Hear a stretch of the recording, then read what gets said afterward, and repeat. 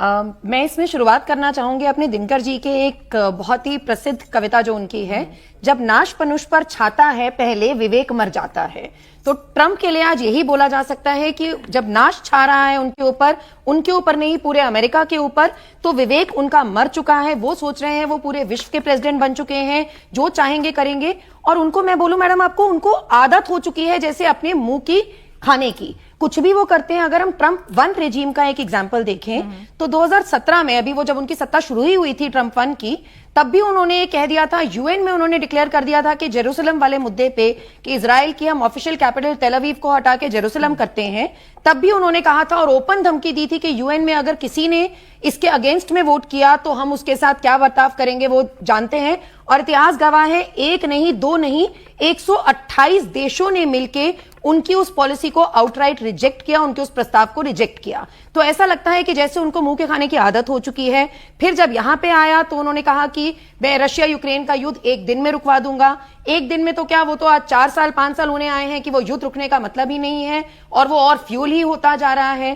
तो उस सिचुएशन में जो रिसर्चर्स हैं उन्होंने एक टैको सिंड्रोम निकाल दिया है कि ट्रंप ऑलवेज चिकन्स आउट। अब आप सोचिए ये पूरे taco syndrome, Trump always chickens out. अब ये पूरे अमेरिका के लिए, अगर वो सोच रहे हैं कि वो विश्व के प्रेसिडेंट बन गए हैं, कितना एक शर्मनाक समय है, कितना एक शर्मनाक सिंड्रोम है कि ट्रंप ऑलवेज चिकन्स आउट के लिए कि पूरा का पूरा एक सिंड्रोम बन के आ गया है। और भारत इस समय बिल्कुल झुकने की स्थिति में नहीं है।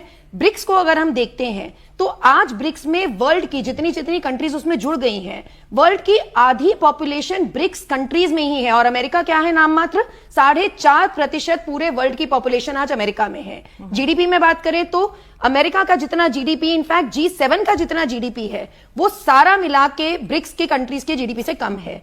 तो ये जो ट्रंप की धमकी, अपमान और शेखी की राजनीति है और विश्व से उनकी बातचीत करने का तरीका है, ये तो अब चलने से रहा। और जो आजकल और बड़े लीडर्स उभर रहे हैं, मोदी जी जिसमें बिल्कुल एक सटीक तरीके से उन्होंने उनकी उस पॉलिसी को आउटराइट रिजेक्ट किया, अपने रशिया से रिलेशनशिप बनाए रखें।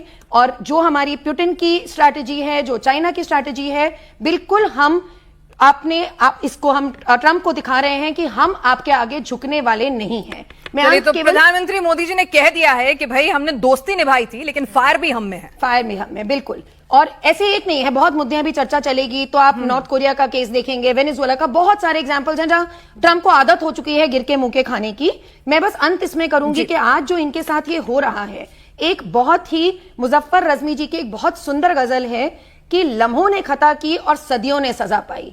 और आज लगता है यही माहौल होने वाला है कि लम्हे खता करेंगे, जो आपके ट्रंप वाले लम्हे हैं, और मोदी जी, पुतिन, चाइना, इन सबके रह के ये सदियां इसका मुआवजा देंगे।